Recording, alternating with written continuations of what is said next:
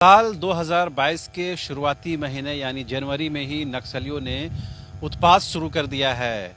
बिहार झारखंड बंद के दौरान नक्सलियों ने गिरिडीह में देर रात रेलवे को निशाना बनाया है। हालांकि इससे किसी के हताहत होने की कोई सूचना नहीं है, लेकिन अगर रेलवे के अधिकारियों ने तत्परता नहीं दिखाई होती तो बड़ा हादसा हो सकता था। इस वक्त हम मौजूद हैं रांची के अरगोड़ा रेलवे स्टेशन के पास, जहां की तस्वीरें पहले आपको दिखाना चाहेंगे। अभी फ़िलहाल ट्रेनों की आवाजाही रांची में कहें या रांची रेलखंड में कहें सामान्य है। ट्रेनों को भी रीशेड्यूल करने की कोई सूचना अब तक नहीं मिल पाई है, लेकिन गिरिडीह गया रेलखंड में जिस तरह से नक्सलियों ने उत्पात मचाया है, उसके बाद से कहीं न कहीं बहुत सारी ट्रेनों को रीशेड्यूल किया गया है, उनको पुनर्निर्धारित किया गया है। ऐसे में साफ है कि नक्सलियों ने जो चेतावनी दी थी कि 27 जनवरी को बंद के दौरान वे लोग किसी वारदात को अंजाम दे सकते हैं, जैसे आमतौर पर आशंका रहती है, उसी तरह की आशंका जो है वो सिद्ध भी हुई है। और हालांकि ये भी सूचना मिल रही है कि लातेहार में कुछ जो ज़मीन के अंदर बमों को लगाया गया था, फिलहाल उनको रिकवर कर लिया गया है, जिससे एक बड़ी घटना की जो आशंका थी वो नहीं हो पाई है। लेकिन एक के बाद एक जिस तरह से नक्सली वारदात सामने आ रही है और एक के बाद कहीं कहीं नक्सलियों की जो करतूत सामने आ रही है वो चिंता का विषय है। क्योंकि पिछले साल भी हम लोगों ने देखा, साल 2021 में नक्सलियों ने एक के बाद एक कई घटनाओं को अंजाम दिया, पुलिस को निशाना बनाया, सरकार की प्रॉपर्टी को निशाना बनाया। अब जिस तरह से नक्सलियों के जो टॉप लीडर थे और सुप्रीम लीडर थे प्रशांत बोस और उनकी पत्नी की गिरफ्तारी के विरोध में जिस तरह से बंद बुलाया गया है, उससे साफ है कि नक्सली इस पुलिस की इस कार्रवाई को, सरकार की इस कार्रवाई को लेकर खफा हैं, नाराज़ हैं। नक्सलियों की ओर से बार बार ये डिमांड भी किया जा रहा है कि फेयर तरीके से उनकी सुनवाई हो, उनका पुलिस में बयान दर्ज हो। लेकिन नक्सलियों को खास करके उनके टॉप लीडर को डर और ये आशंका व्यक्त होती है कि पुलिस उनके साथ पक्षपात कर रही है और उनको पूरा स्टैंड रखने का मौका नहीं दिया जा रहा है। ख़ास बात ये भी है कि प्रशांत बोस उम्र के आखिरी पड़ाव में है, उनकी पत्नी जो है वो भी उम्र दराज हैं, लिहाजा उनको फिजिकली कई तरह की समस्याएं हैं, लिहाजा उनकी ये भी मंशा रहती है कि उनको प्रॉपर तरीके से ट्रीटमेंट मिले, जैसा पुलिस का दावा भी है, जेल प्रबंधन का भी ये दावा है कि उनको प्रॉपर हेल्थ ट्रीटमेंट मिल रहा है, उसमें कोई कमी नहीं की जा रही है। लेकिन नक्सलियों के लिए बड़ा सेटबैक है कि उनके टॉप लीडर, सुप्रीम लीडर प्रशांत बोस और उनकी पत्नी की गिरफ्तारी हुई है और झारखंड से ही गिरफ्तारी हुई है, लिहाजा उनके लिए बड़ा सेटबैक रहा है। यही वजह है इसके विरोध में नक्सलियों ने बिहार झारखंड 27 जनवरी यानी आज के दिन को बंद बुलाया है। और बंद के दौरान खासतौर पर जिस तरह शहरी क्षेत्र में किसी तरह का प्रभाव नहीं रहता है, इस बंद में भी हम लोगों ने देखा शहर में, खासकर राजधानी रांची में शहरी इलाके में कोई भी प्रभाव नहीं है। ये माना जा सकता है कि ग्रामीण क्षेत्रों में और खास करके जो आउटस्कर्ट्स के क्षेत्र हैं वहाँ पर उसका कुछ प्रभाव हो सकता है, लेकिन शहरी क्षेत्रों में बिल्कुल भी प्रभाव नहीं देखने को मिल रहा है।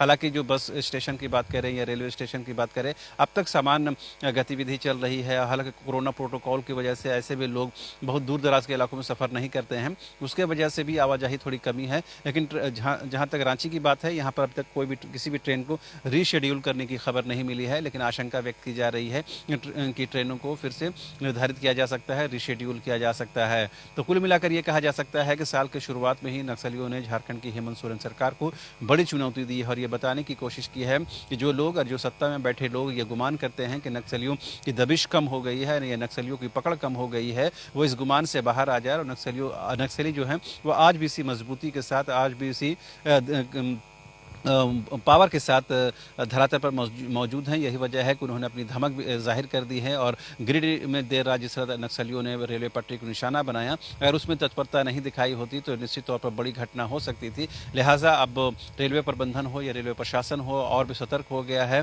तमाम जो पटरियों की सुरक्षा को और चौकस किया जा रहा है और उसको अप टू मार्क किया जा रहा है। तो कुल मिलाकर ये कहने का हमारी कोशिश है कि साल की शुरुआत में जिस तरह से नक्सलियों ने अपनी आमद दिखाई है और अपनी उपस्थिति दर्ज कराई है, उससे कहीं न कहीं सरकार के माथे पर शिकन आना लाजमी है। हालांकि हमें ये भी याद है कि पूर्व की झारखंड की रघुवर सरकार के दौरान जब झारखंड के डीजीपी डीके पांडे हुआ करते थे, उन्होंने यहाँ तक कह दिया था कि झारखंड से नक्सलियों का सफाया हो गया है। हालांकि उस दौरान नक्सलियों की दबिश कम ज़रूर नजर आई थी और नक्सलियों पर कई तरह की पुलिसिया कार्रवाई भी हुई थी, जिसके बाद नक्सलियों को कहीं न कहीं बैकफुट में आना पड़ा था। लेकिन सरकार जाने के बाद कहे या फिर सरकार के रहते हुए भी कई तरह की वारदात हुई है। और अब झारखंड की हेमंत सोरेन सरकार के 2 साल पूरे हो गए हैं, तो इस दौरान भी कई वारदात सामने आई है। हालांकि अब देखने वाली बात यह होगी झारखंड की हेमंत सोरेन सरकार या झारखंड पुलिस नक्सलियों से निपटने के लिए क्या कुछ कार्रवाई करती है। फिलहाल पुलिस मुख्यालय में हलचल बढ़ गई है और रेलवे प्रबंधन ने भी अपनी चौकसी बढ़ा दी है। रांची शहर हो या शहरी इलाके हों, वहाँ पर कोई दबिश या वहाँ पर कोई प्रभाव देखने को नहीं मिल रहा है, लेकिन ग्रामीण क्षेत्रों में निश्चित तौर पर खासकर बसों के परिचालन की बात हो या ट्रेनों के परिचालन की बात हो, वो प्रभावित होना लाजमी है। दुकानें भी बंद रहती हैं, डर खौफ तो रहता ही है, इस बात में कोई शक सुबह की गुंजाइश नहीं है। यहाँ भी जब हम लोगों ने अरगोड़ा स्टेशन का मुआयना किया, हालांकि ये बहुत छोटा सा स्टेशन है, बहुत कम ही ट्रेनों का यहाँ ठहराव होता है, फिर ये हमारी बताने और ये दिखाने की कोशिश है कि किस तरह इन रेल पटरियों को निशाना बनाया गया। और ये माना जाता है कि ये रेल पटरियों को निशाना बना करके एक बड़ी मैसेज देने की नक्सलियों की तरफ से कोशिश होती है। और इस पर बारूद लगा करके और विस्फोटक लगाकर जिस तरह उड़ाया जाता है, वो कहीं ना कहीं ये बताता है कि नक्सली अपने जो टेक्निक में, अपने टेक्नोलॉजी में आज भी कितनी महारत रखते हैं, कितनी मजबूत तरीके से फिट किए गए पटरी को भी वो पर खच्चे उड़ा देते हैं और उसको निशाना बनाते हैं।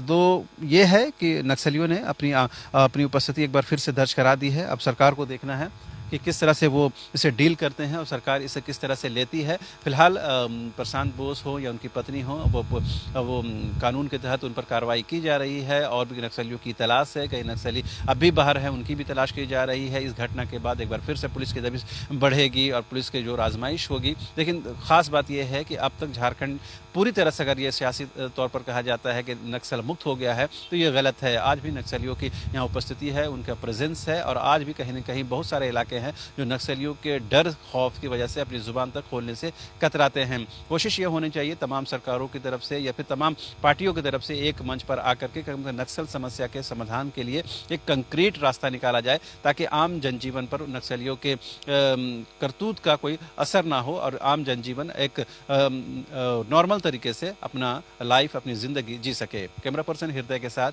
रांची से न्यूज़ बाइस्कोप के लिए शाहनवाज।